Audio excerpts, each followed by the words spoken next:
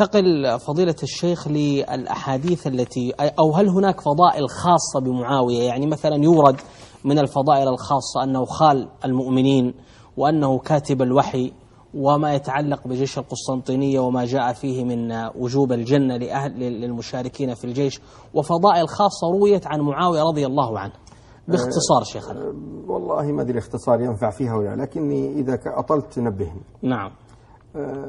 الحقيقة أنه طبعا في أحاديث خاصة في فضل معاوية فيها خلاف، من أهل العلم من صححها ومنهم من ضعفها. الراجح عندي أنه لم يصح في فضل معاوية حديث واحد أبدا، وقد سبق إلى مثل هذا الحكم عدد من أهل العلم، يعني ممن ذكر هذا الأمر إسحاق بن راهويه أنه لم يصح في فضل معاوية حديث خاص، والإمام النسائي كما ذكرنا سابقا، والإمام الحاكم أيضا، ثم عدد من كتب الصحاح كالبخاري مثلا لم يورد ولا حديث في باب فضائل الصحابة تدل على فضل معاوية رضي الله تعالى عنه، فلم يثبت حديث خاص بفضل معاوية. أيضا هنا ننبه إلى أنه ليس من يعني كما ذكرنا في لقاء البارحة، قد يكون مرات الغلو يؤدي إلى غلو في الجانب الآخر، وإذا كنا نخشى من غلو ضد معاوية فنحن نخشى أيضا من غلو في معاوية.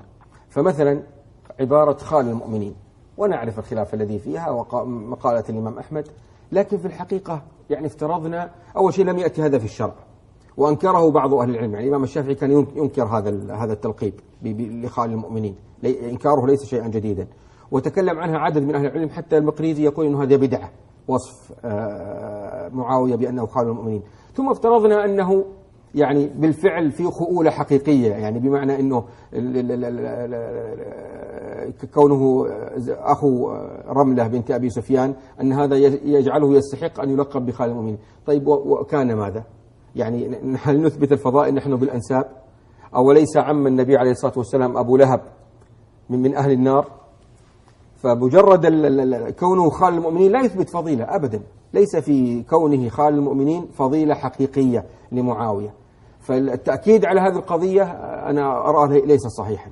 مسألة أنه كاتب الوحي أولا فيها خلاف. الإمام الذهبي يرى أنه لم يكتب الوحي، وإنما كان كاتبا للنبي عليه الصلاة والسلام يكتب له إلى الملوك، ولم يثبت حديث قطعي بأنه كان يكتب الوحي. ولو كتب الوحي فقد كتب الوحي للنبي عليه الصلاة والسلام أناس وارتدوا كعبد الله بن خطل مثلا.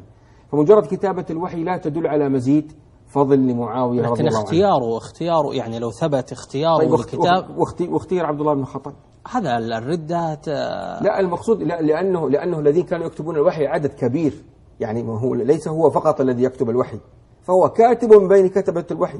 فلو أحدهم خان، لو افترضنا أنه أحدهم خان مثل عبد الله بن خطل الذي خان، فإنه لن ينفعه خيانته في شيء، لن تنفعه في شيء، لن يستطيع أن يدخل في القرآن شيئا أبدا، لأن غيره أيضا كتب. لأن غيره كتب.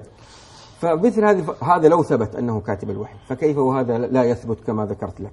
فذكر فضائل قضية غزو القسطنطينية طبعا هذه ليست في معاوية، وإنما هي يذكرون في يزيد، وهي غير صحيحة، لأن الذي غزا القسطنطينية أول جيش غزا القسطنطينية هذا كان قبل غزو يزيد. حصل غزوين للقسطنطينية قبل غزو يزيد بنحو 10 سنوات، فليس أول من غزا القسطنطينية هو يزيد بن معاوية. هذه عاد مشكلة ثانية، أنه ننتقل من فضائل معاوية لفضائل يزيد الذي يقول الإمام أحمد فيه وهل يحب يزيد أحد فيه خير، وذمه ذما شديدا الإمام أحمد. إذن الخصومة شيخنا بعض الأحيان تورث جفاء، وتورث غلوا ضد الشخص، وتورث أيضا بعض الأحيان غلو مع الشخص. هو كذلك. بينما المسلم ينبغي أن يكون مع الحقيقة.